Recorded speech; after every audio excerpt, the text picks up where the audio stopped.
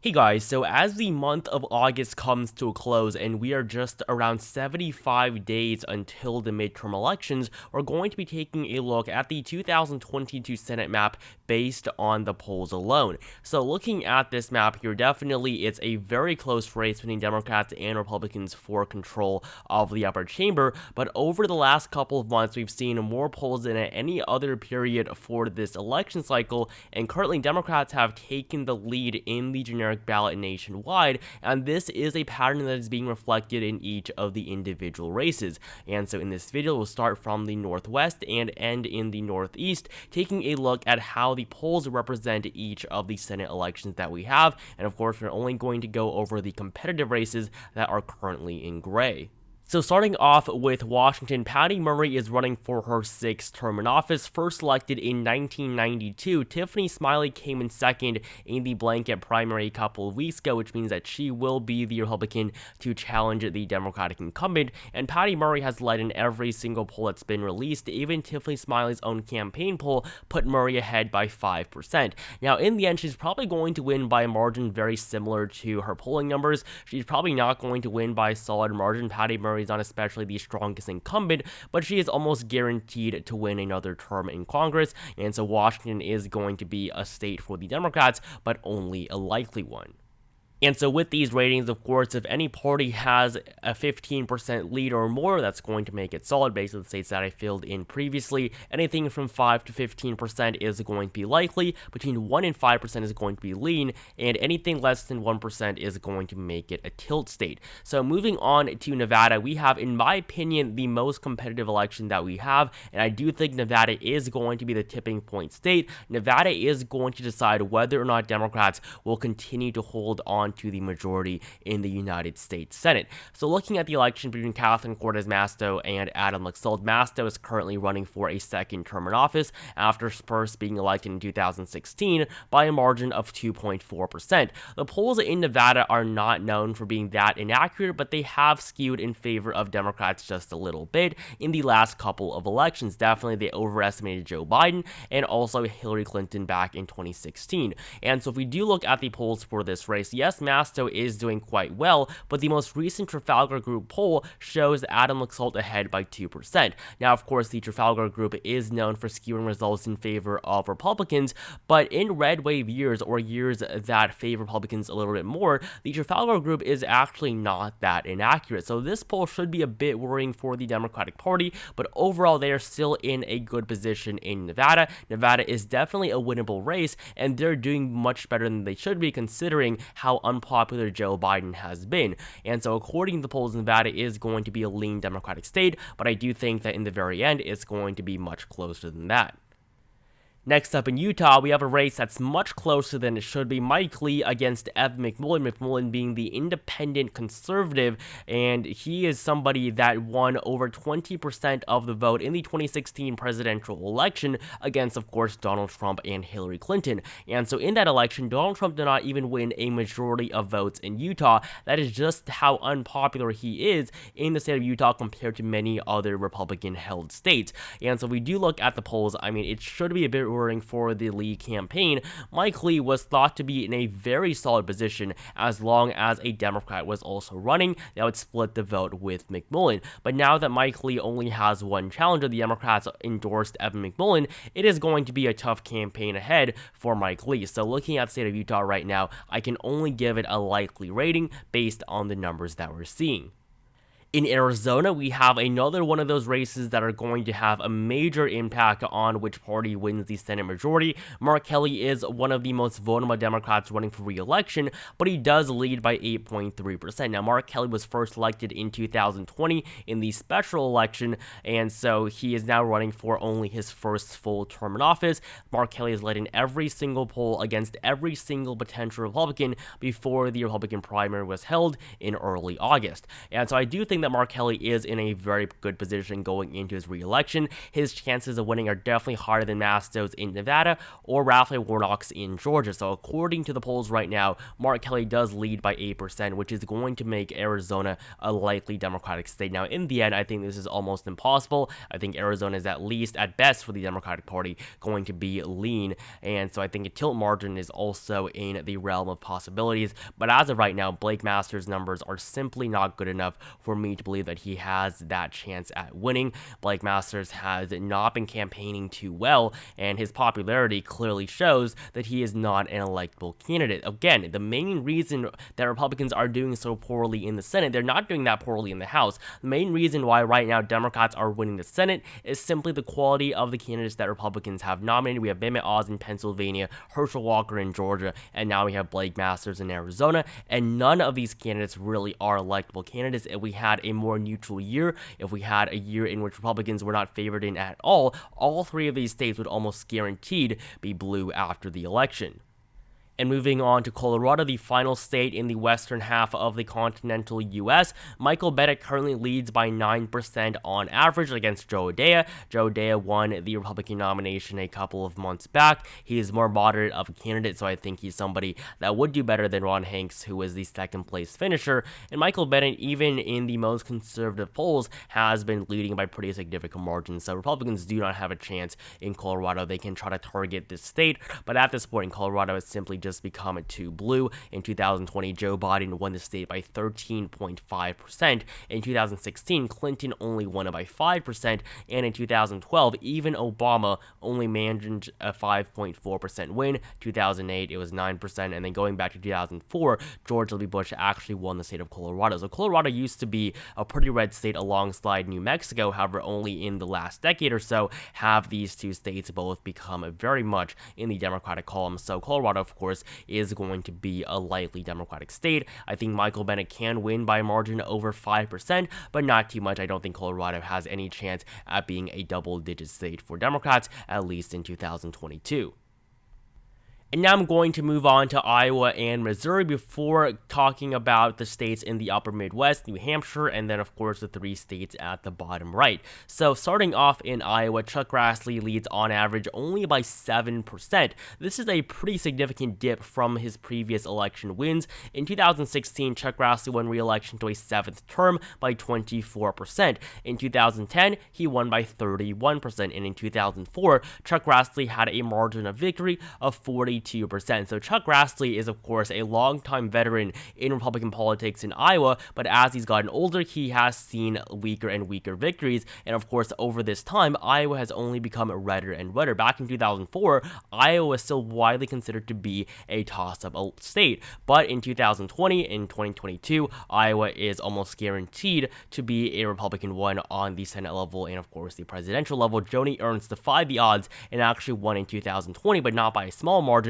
by a margin of 6.5% against Theresa Greenfield. Democrats really do not stand a chance in Iowa anymore, and so that's why even though Chuck Grassley only leads by 7% on average, it is still very possible that he does win by over 15 and making Iowa a solid state. But Michael Franken is a good Democratic nominee. I think he's one of the best challengers to challenge the incumbent Republican in decades, and so I think that Michael Franken, if he runs a good campaign, he does stand a chance at making this race a bit more competitive. But I mean, Chuck Grassley running for an 8th term in office is almost inevitable that he's going to win. So in Iowa, we do have it currently as a likely Republican state. I think that Chuck Grassley is going to win by around 12 to 18% in the very end.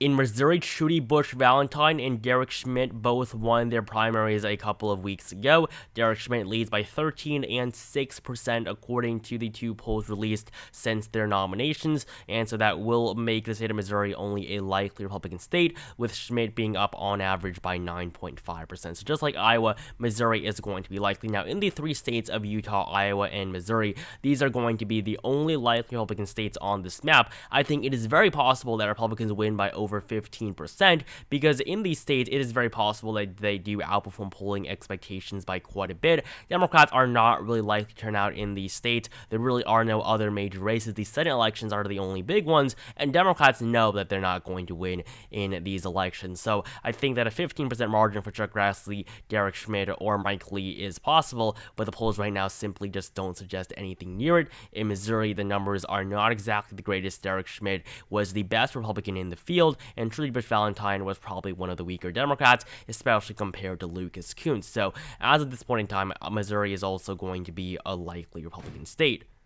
And now, of course, we have the three major Midwestern races: Wisconsin, Ohio, and Pennsylvania. All three of these states are currently held by Republicans, and I will tell you right now, based on the polls, Democrats are going to win every single one of these races. It's going to be 3 flips for the Democrats based on the polling data alone. So starting off with Wisconsin, Democrats on average lead by 4.3%. Mandela Barnes, the lieutenant governor, is the current Democratic nominee, and he is at 50% in the latest Fox News poll. Barnes leads by 4% in that poll, and 2 previous Marquette polls have put Mandela Barnes up by 2 and 7%, and in just 2 months, Barnes' margin went up by 5, according to the same pollster with a very similar sample size. So the race right now is definitely not going that great for Ron Johnson. Ron Johnson was thought to be pretty safe in his position, but after Barnes won the nomination and these new polls came out, his position has become a lot more in question. And so Mandela Barnes, I think, is an electable candidate. I think that if this was more of a year like 2020, we could definitely see the unseating of Ron Johnson, but in 2022, simply we have to accept the fact that Republicans are going to have a slight advantage no matter what. Polls have been known to really overestimate Democrats by quite a bit. Joe Biden was expected to win Wisconsin in the presidential election by 8%. Again, in the very end, he only won by 0.63%. I've said this many times in previous videos. Polls in Wisconsin simply are not accurate. They're not really accurate in the Midwest at all. So I think that Ron Johnson still has a very good chance, but according to the polls, Wisconsin is going to be a lean Democratic state, almost even a likely state for the Democrats at this point.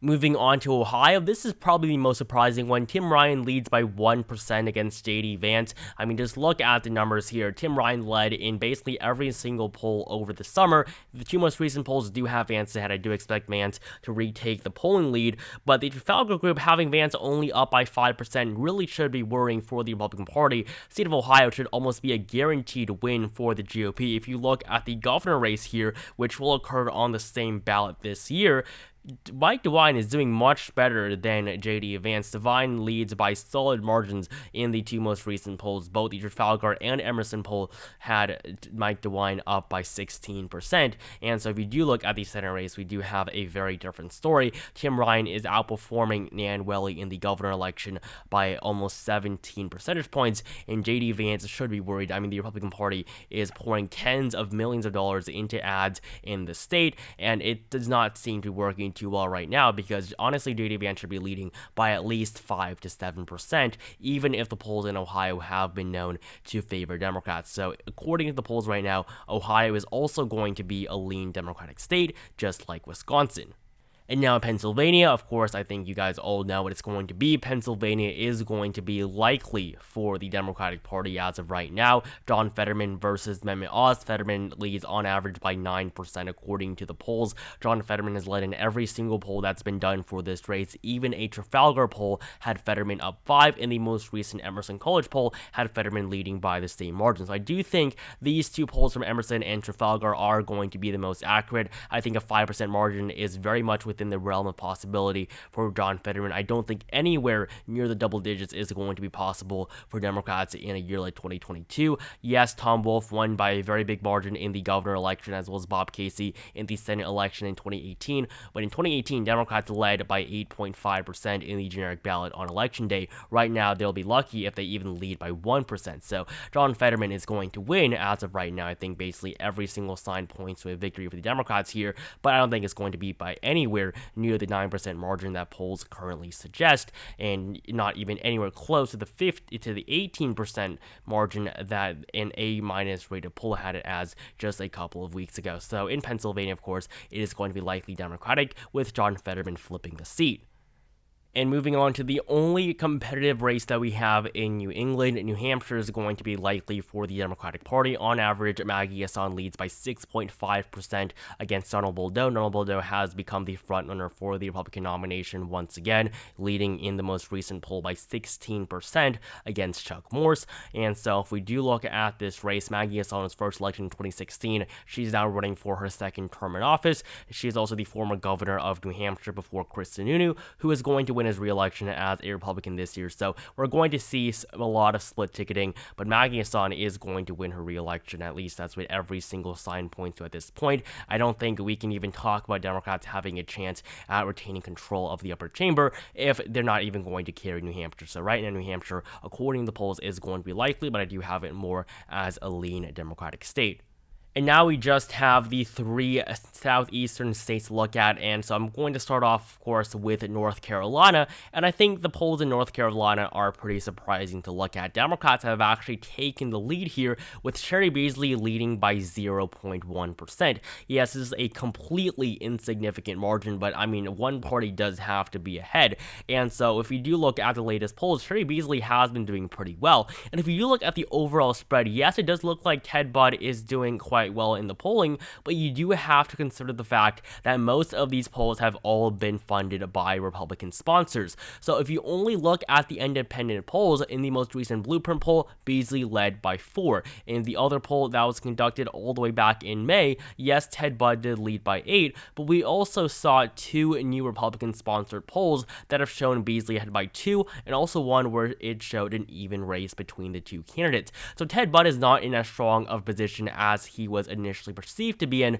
but it is still North Carolina. Democrats could not even win it in 2020. They're not going to win it in 2022, just like Wisconsin or Pennsylvania. The polls in North Carolina are known for overestimating Democrats. Of course, in the 2020 Senate election between Tom Tillis and Cal Cunningham led in every single poll for that race. I mean, we can take a look at those polls right now. These were the polling numbers going into the 2020 election, and Cal Cunningham still lost by 1.7%. Now, yes, he did have a scandal at the very end in early October, but this was going to be one of the biggest flips for Democrats of the year, and before the Georgia runoffs, the race in North Carolina was the highest funded Senate election in American history. Cal Cunningham raised more money for his race in North Carolina than anyone else had ever done for a Senate election. That was just how big of a deal this race was, and Democrats could not even pull off the victory then. They're not going to do it in 2022, but right now, according to the polls, Sherry Beasley is ahead